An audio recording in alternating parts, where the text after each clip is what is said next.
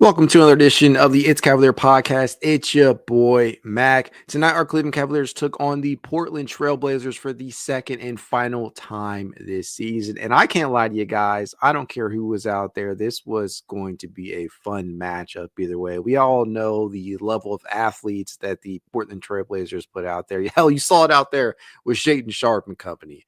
But it was a fun game. This was a fun ass game to watch. I know it was late. I know we're tired of these West Coast trips, these West Coast matchups, and I'm just glad that it ended in a W, but they gave us something to watch. They gave us something to watch for tonight, and I'm very, very appreciative of that because this could have very well resulted in an L without Donovan Mitchell suiting up out there. And so in his place, who do we get? We got Sam Merrill being bumped into the starting lineup. And what does Sam do? Sam goes out there and plays his ass off to the tune of 14 points and on 5 of 7 from the field, including 4 of 6 from three-point distance. So it was really nice to see Sam Merrill get back into the swing of things. And with all the excellent performances that we got tonight, I feel it's only right to talk about the teams that the Cavaliers have swept so far. This is sweep number 14 on the season, if you can believe it already. These are the teams that the Cleveland Cavaliers have swept thus far. You have the Mavericks, the Nuggets, the Warriors, the Wizards, the Lakers, T-Wolves, Pelicans, Raptors, Hornets, Bucks, Nets, Grizz, Jazz, and now the Blazers. Holy fuck. They have just swept everybody that they have played. That's what it has felt like. 14 sweeps on this season just seems phenomenal. And the Cavaliers just keep right on it chugging, and they picked up win number 58. Without Donovan out there, they knew that they were going to need numerous players to pick up the pieces. And tonight, I think you got that from just about everybody, but there are 3 in particular that stand out. You guys know who it was: Darius Garland, Evan Mobley, and Jerome. These guys combined for a staggering amount of points. You got Evan, who finished with 21 points, 12 rebounds, 4 assists, 4 huge blocks, doing a little bit of everything out there. You got Jerome, who finished with 25. And if I'm not mistaken, you got Darius Garland finishing with 27 points on a pretty efficient 11 of 19 from the field to go along with 5 rebounds and 8 assists. This guy was out there leading the Cavaliers on a furious charge in that fourth quarter and closing the game out, looking like the clutchest player in the NBA, much like we have seen him do all season long. And it's really good to see Darius Garland getting back to that form because it has not been pretty for Darius Garland post All-Star. Darius Garland post All-Star, these are his totals, including tonight: 18 points, 3.8 rebounds, 6.6 assists, 40.2% from the field, just 31.2% from three-point range. That is what is really, really bringing down that field goal percentage. This man has been pretty efficient at getting to the rim and hitting that mid-range shot. So he's hitting the 2-pointers. The 3-pointers are where things have been not so efficient for him and haven't looked pretty for him and a number of other Cavaliers prior to tonight. I want to stress that, prior to tonight. Still hitting 91.7% of his free throws, and he's done that in about 31.6 minutes per game.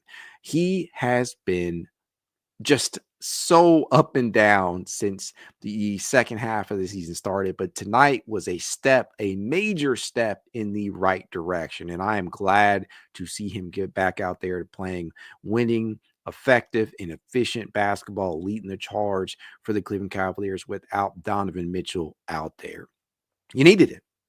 Absolutely needed it, no matter who was on the opposite sideline. And say what you will about the Portland Trailblazers, but don't say they don't try, because Portland gave the Cavaliers a really good game. We'll talk a little bit more about what they did on both ends of the floor in just a second. But we move on to another player who just absolutely killed tonight, and that was Evan Mobley. This man, Evan Mobley, was by far, at least in my opinion, the biggest beneficiary of Donovan Mitchell's absence. I know that might sound sacrilege. It might sound crazy to many people out there. I know Darius Garland, him going off, that was a lovely sight. But I do believe with Donovan Mitchell out of the game, the biggest beneficiary in regards to those touches was Evan Mobley, because he was fully unleashed. This man was a nightmare for Portland to deal with on both ends of the court. He drove inside and worked on, just absolutely bludgeoned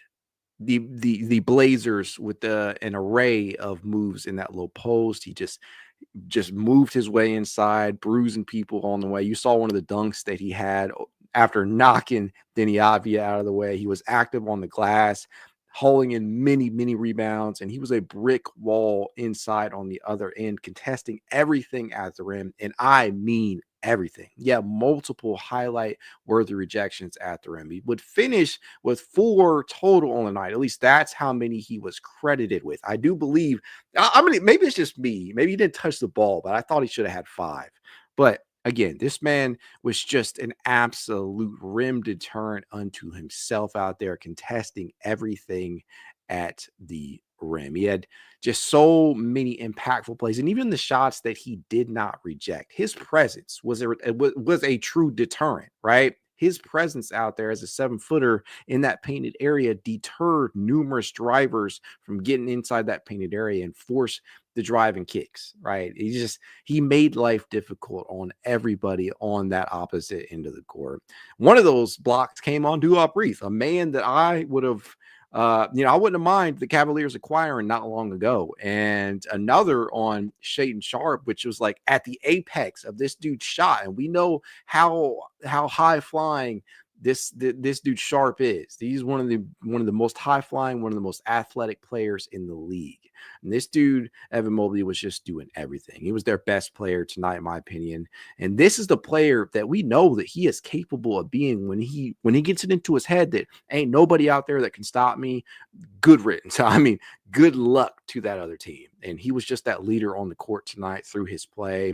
And he would finish the first half alone with 13 points, 7 rebounds, and 2 blocks, and would do much the same on both ends of the floor in that second half, as he would just bully his way inside. And he did that time and time again and on both ends of the floor. And this dude is just phenomenal. I don't care what anybody says. He is key to the Cleveland Cavaliers' future success and intends to play better with increased offensive opportunities. And I know that there is a huge push right now with this whole Draymond Green bullshit. Who you just I'm not gonna harp on it too long because I've been going ham on social media. But I'll say this.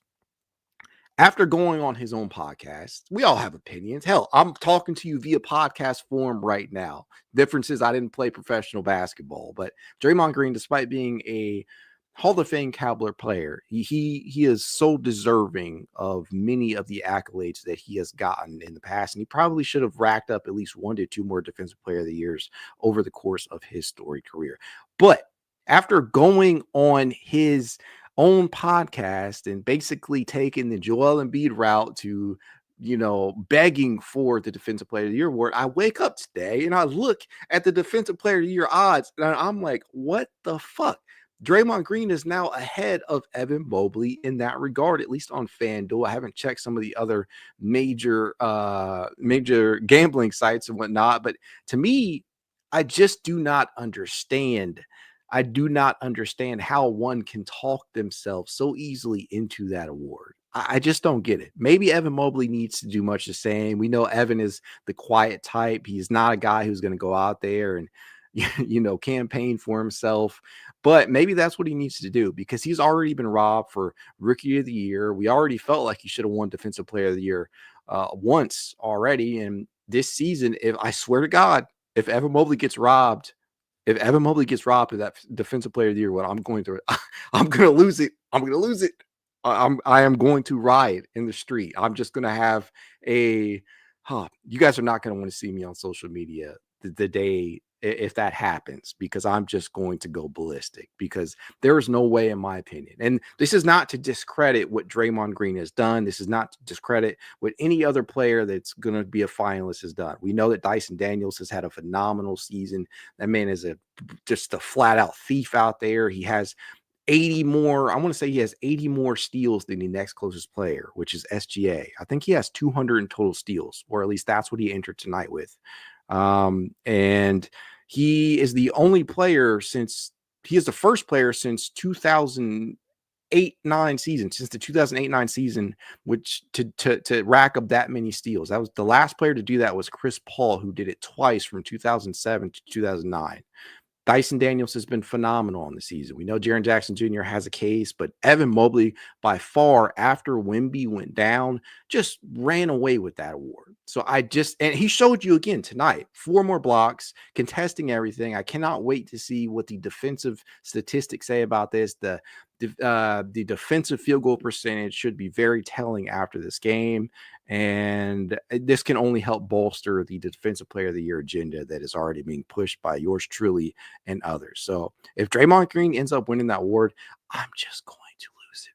I'm going to lose it. Mobley was phenomenal tonight, and we know that it has been the case with him all season long. He is due to likely be named to his first career All NBA team, maybe the second team. I'm hoping he's likely to be named to the first team All Defense, and hopefully he will take away the Defensive Player of the Year.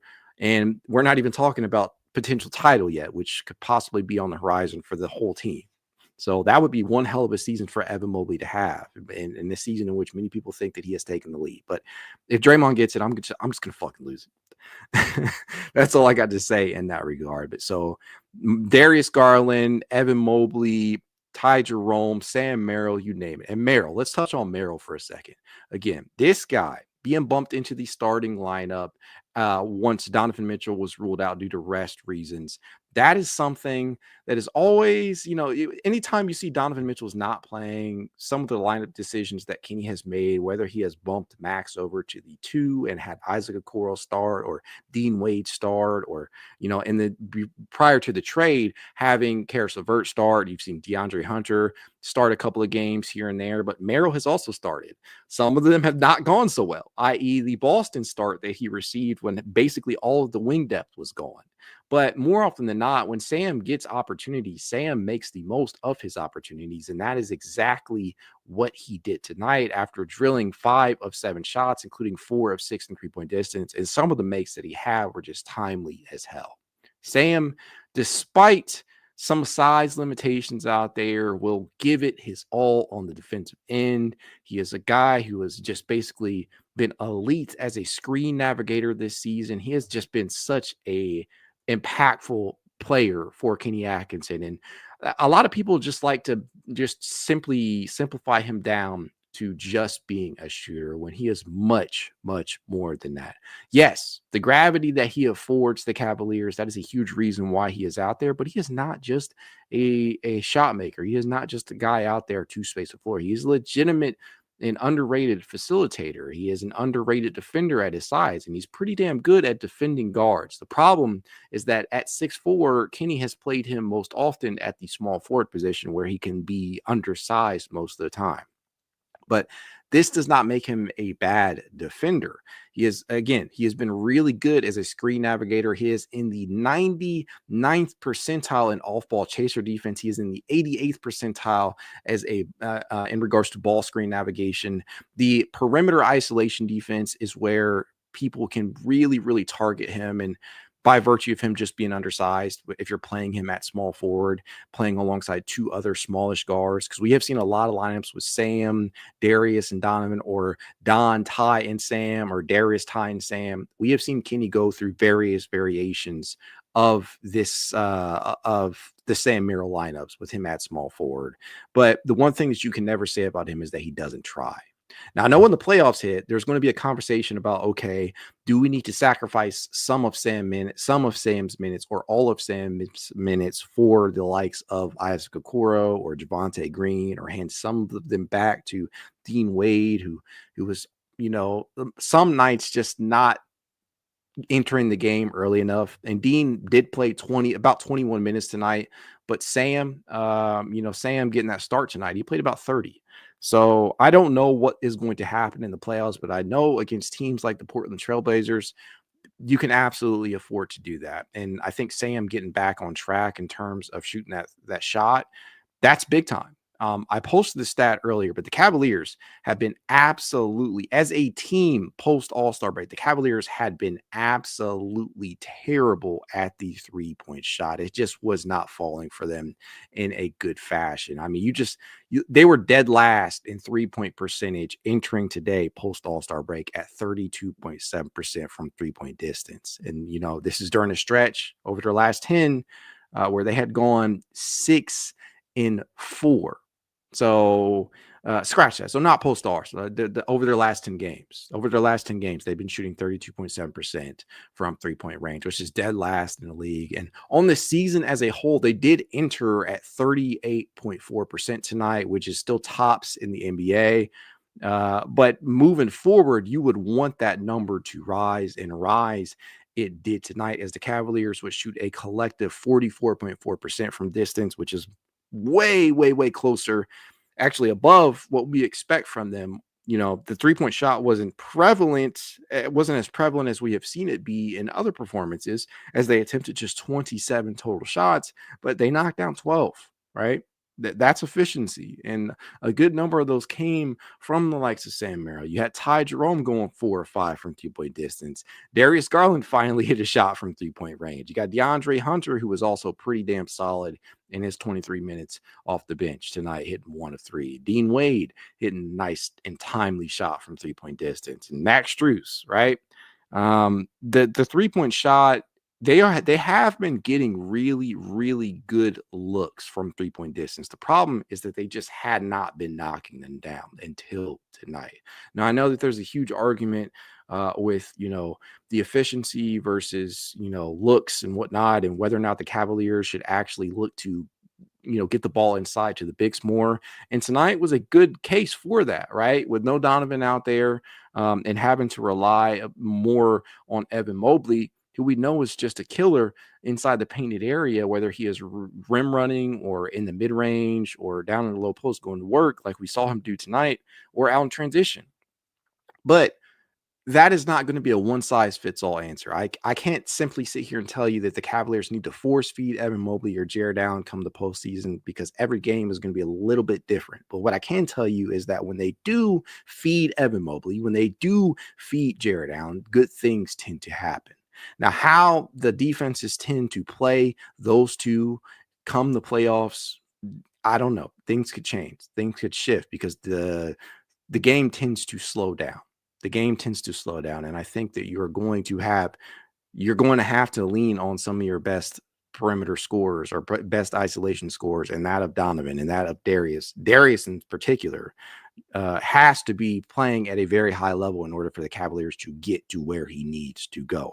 Evan Mobley, get him touches. I don't care how you do it. I don't care how often it has to happen. I don't care where they're coming from, whether it be in the paint or from the perimeter. Get Evan Mobley more touches. But it is all going to be dictated upon matchup, and it's going to be dictated on game flow. I don't think you can simply go into any given game and say, hey, we need to do this, we need to do that. You're going to have to adjust on the fly depending upon what is working. I think that is what Kenny Atkinson's going to have to play around with, because there will be specific matchups in which they can get the ball to Jarrett, they can get the ball to Evan and ask them to dominate or take over or exploit a mismatch. There will be specific matchups in which Darius and Donovan are asked to do the same thing. And then there will be more balanced matchups where you're seeing both the front court and the back court eating. That's what's going to end up happening. And so tonight, the Cavaliers on lower volume got back to shooting efficiently. And so they made it an effort to get inside to that painted area and just attack and antagonize Portland. But you're not going to be able to do that against every team, especially in the playoffs. Now, tonight, as a whole, the Cavaliers would score 64 points in the paint to Portland's 42. They ended up just massively bludgeoning the Trailblazers in that regard. And obviously Mobley was a huge part of that. Darius Garland, I know that it doesn't sound like it should be, but Darius Garland's drives inside, his ability to get to the rim at will, that was a huge point of emphasis. Jerome as well. Both of these guys knifing their way inside contributed to the points in the paint. they did it in a variety of ways. It's not just the bigs. It's their ability to get inside, their ability to finish at the rim. And you saw that from numerous players. It wasn't just Evan, it wasn't just Jarrett. And Jarrett in specific would finish with 14 points, 9 rebounds, 2 assists, 6 of 11 from the field. It was quite a good matchup. Right. From a stylistic standpoint, I thought it was a fun matchup because you look on the opposite side of the floor, you had Donovan Clingan, right? Rookie. Um, he's looking really good.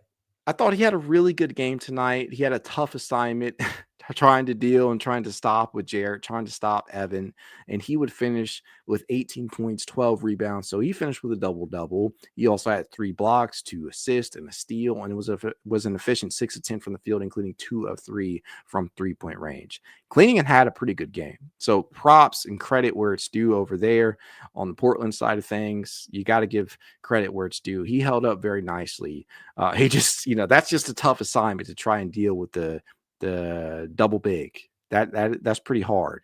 You got Deni Avdija, who has been absolutely phenomenal for the Blazers as of late, with 17 points, 10 rebounds, 6 assists, with 6 of 18. So he didn't have the most efficient night. You saw Evan make life very difficult on him. You saw DeAndre Hunter do much the same in his possessions out there. Isaac Okoro, a little bit of everybody thrown at the likes of Deni Avdija. And that's what you have to do against such a high impact player who is capable of shouldering the load for the Blazers. And I gotta admit, man, this dude is fun to watch. On this season, he came in averaging 15.9 points, 6.9 rebounds, 3.7 assists. So this man is doing a little bit of it all. And we knew that coming in his time with the Washington Wizards, we know that what he was capable of. He has just been allowed to function with a lot more opportunity here in Portland. He's shooting 47.2% entering tonight, including 36.6% from three-point distance. And as I mentioned before, he's just been really, really hot as of late. He scored 36, grabbed 8 rebounds and 7 assists against Denver a couple of nights ago. Against Boston, he put up 17, 11, and 4. Against Memphis, he put up 31, 16, and 8. He's just been doing everything out there for Portland, and you got to respect that. So props again to not only Donovan Cleveland, but Deni Avdija as well. Somebody else who was really impressive to me out there, especially in that first half for Portland, was Toumani Camara. If you're from Dayton, Ohio, like your boy is, you know who Toumani Camara is. Huge fan, been a huge fan of Toumani's for a long time. He would finish with 13 points, 4 rebounds, had 3 steals, and a lot of the production that Toumani gave the Blazers came in the first half, in the first quarter. In the first quarter alone, this dude had like 3 steals, 7 or 8 points, and he was making things difficult on the defensive end for the Cavaliers as there was a lot of lead changes in that first quarter. And although the second quarter got off to a much better start for Cleveland as they entered the half 60-52, Toumani Camara was a huge part of what they were able to do from an offensive standpoint. I was just really impressed that the Cavaliers were able to kind of match them blow for blow every single time that Portland would go on some sort of run or they would have a couple of buckets fall in succession. Cleveland was right there. And that was a huge portion of why Cleveland was able to retake that lead, go into the half up 60-52. And they entered the half, right? The efficiency was all game. They entered the half shooting 51.1% from the floor, including 50% from three-point range. And they had that on 14 assists. So they were moving that ball around a lot tonight. I already mentioned Darius Garland finishing with 8 assists tonight. You had at least 1, 2, 3, 4, 5, 6 different players with at least 3 assists, and Darius Garland with a team high 8. Phenomenal ball movement tonight as the Cavaliers would finish with 28 total assists. They turned the ball over just 11 times. And I know that Darius turned it over a team high 4, but I'm not going to put too much blame on him considering that Donovan wasn't out there and they needed him to secure many of the touches, especially in that fourth quarter where Portland was making a bit of a push to try and stay within the game. So major props to Darius Garland and company for taking care of the basketball. And I've just been super impressed with them, man. Jerome, As I mentioned before, Ty was pretty damn awesome out there. He would finish with 25 points, 2 rebounds, 3 assists, was 9 of 15 from the field, including 4 or 5 from 3-point range, was 3 or 3 from the line. And he did that in just 21 minutes. I believe the broadcast mentioned this as being his 11th 20-plus point game of the season. This man has just been scoring left and right. How can you not love this season that Ty Jerome has had? In any other season, Ty Jerome is probably the runaway winner by landslide for the Sixth Man of the Year award. But he has the unfortunate pleasure of playing in a season in which Peyton Pritchard has been almost equally, if not just slightly better in some people's eyes. Some people believe that Peyton Pritchard has had slightly better of a season. And then it probably does not help that Ty plays alongside somebody else prior to their acquisition that was considered as a top 3 candidate for the award as well, in DeAndre Hunter. So Ty, man, if this was any other season, he probably would have that award on lock. But man, it sucks that he may not get that. So I'm hoping that if he doesn't, that the Cavaliers are able to at least walk away with some other type of hardware, whether that be a defensive player of the year, whether that be a championship trophy, a couple of all NBA nods from the stars. But everybody has just been phenomenal this year. Even they've had some rough patches as of late, but this was another step in the right direction as the Cavaliers try to end the season on a good note. And tonight was certainly a fun performance. And I take nothing away from Portland because again, they came to play tonight. They may have shot just 39.6% from the floor, including 32.7% from distance, but they came to play. If there was anybody that I'll single out on Portland for struggling mightily, it's Anthony Simons. He absolutely struggled tonight to shoot the ball. 2 of 12 from the field, just 1 of 10 from 3-point distance, looking like Cleveland. Looking like Cleveland prior to tonight. He just could not knock that shot down. He just every shot that he put up, I just knew it was either going to rim out or he just was not going to make. And that one make that he had, that was that was all she wrote for him from 3-point distance. Just 2 of 12. That's pretty damn bad, I gotta admit. So if I'm gonna poke fun at any Blazer tonight, it'll just be Simons who absolutely struggled. But they did some good things. Matisse Thybulle, there was a Matisse Thybulle outbreak tonight. I think he tied his career high in terms of 3-point makes. He had 5 triples. He went 5 of 6 from 3-point distance on 83.3% from 3-point range, and he would finish the night with 15 points. When the hell has that ever happened, right?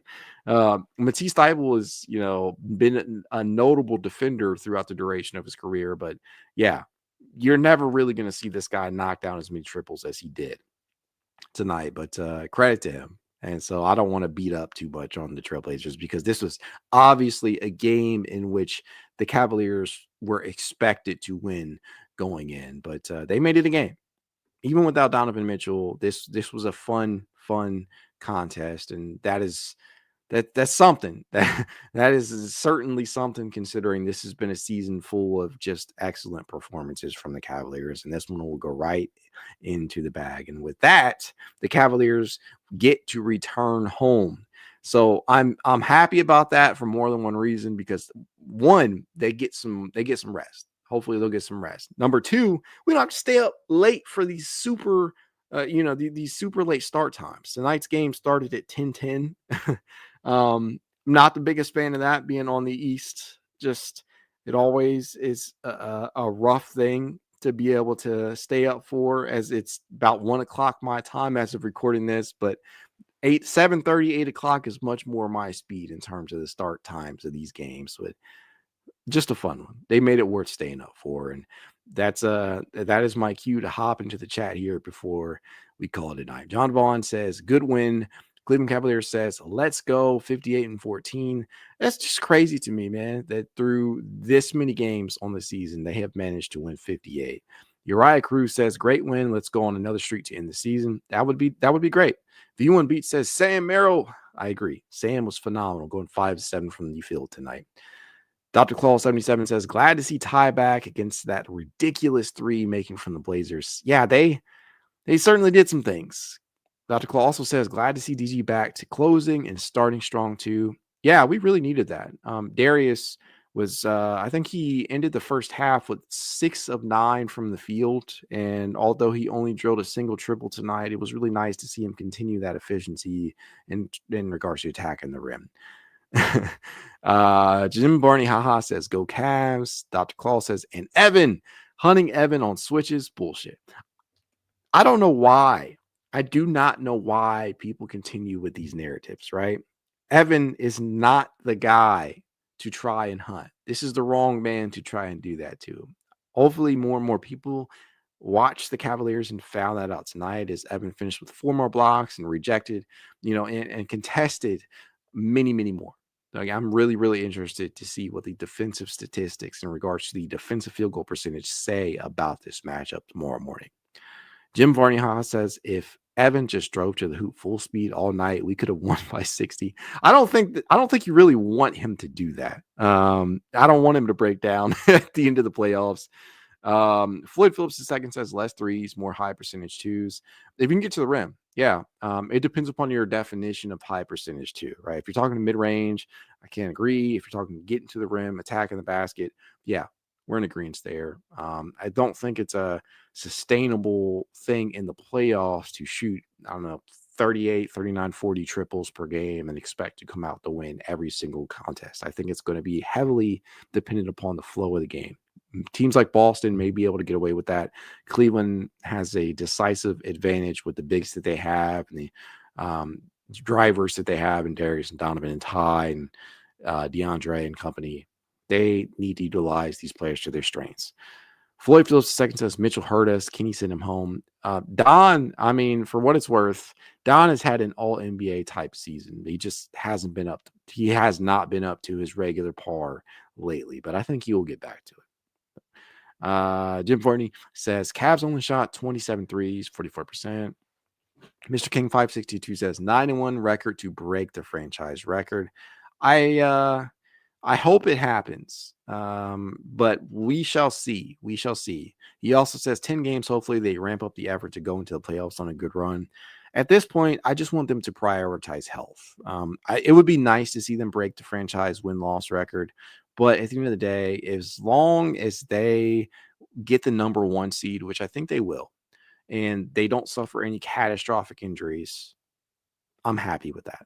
I would have been even happier if they would have won 70 plus games and broke the record, but I will settle. And, and I say that very loosely because that just sounds like I'm being unappreciative, but I'll settle for getting the number 1 seed and entering the playoffs healthy, because that is something the Cavaliers just have not done in recent years. Really just hasn't happened during this era of the Cavaliers, whether it be the injuries to Jarrett Allen last season, whether it be Dean Wade missing the entire Orlando series and most of the Boston series, whether it be the year prior where the Cavaliers are kind of limping to the finish with Dean Wade not being 100% with the AC joint sprain. And, there are just numerous injuries and then the year before that with the injuries to Jarrett entering the play-in and Lowry, and there was just so many injuries for this team over the years.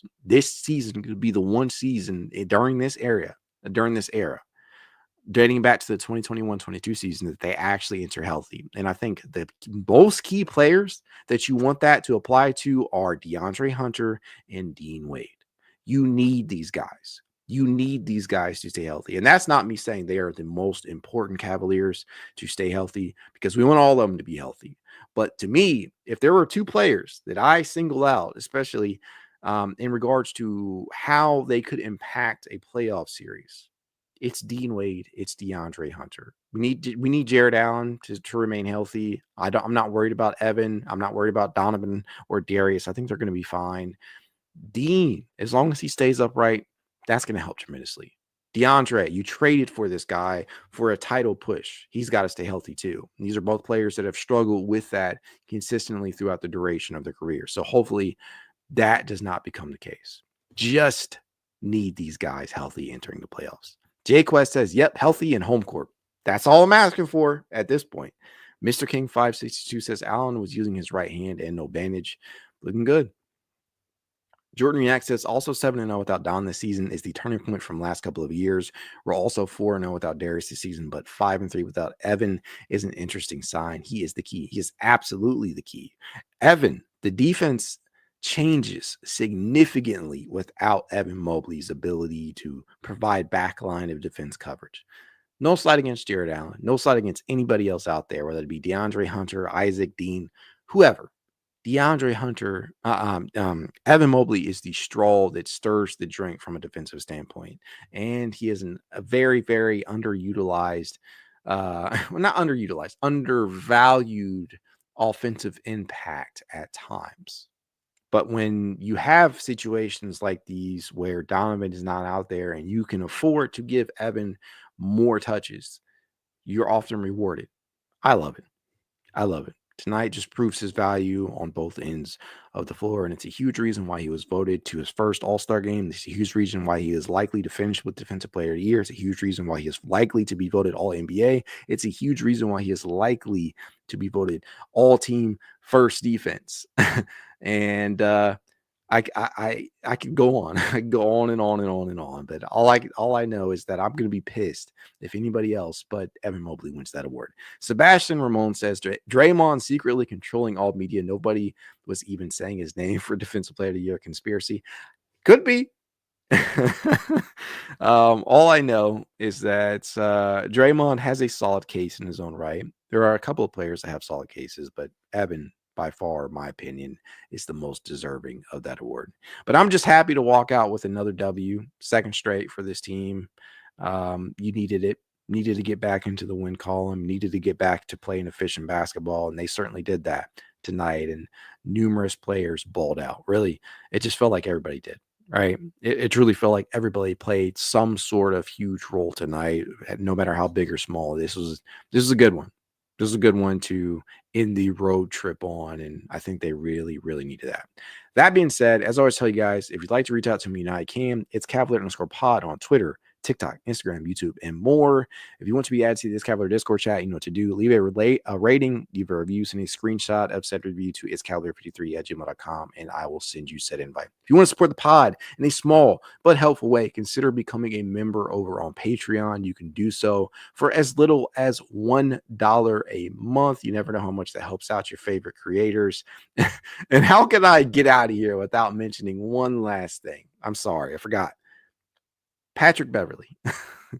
I hope Patrick Beverley watched this game tonight, specifically with the idea of watching Darius Garland and how good Darius Garland can be in the clutch, how good this man can be when he is locked in. He said a lot of things in his most recent pod. I encourage you guys to check that out. Some good, some bad, some things you might agree with, some things you might disagree with. But this tonight, it just shows you every reason why Cleveland should be getting more love as a potential contender for a championship. That said, go Cavs. Have a good night.